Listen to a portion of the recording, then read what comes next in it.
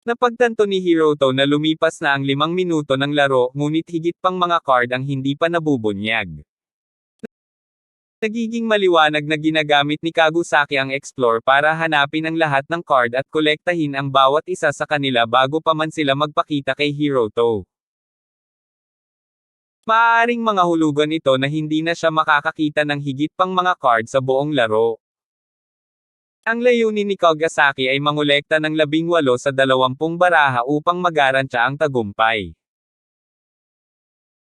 Nakuha ni Hiroto ang 14 na card, ngunit gumagamit din si Kagusaki ng emergency mobilization para harangan ang kanyang mga tauhan ng pampublikong sasakyan. Hindi talaga kinidnap si Sarasa. Nais niyang pumasok sa isang normal na paaralan kaya pinamukha ni Rina na siya ay kinidnap at dinala siya sa mainland.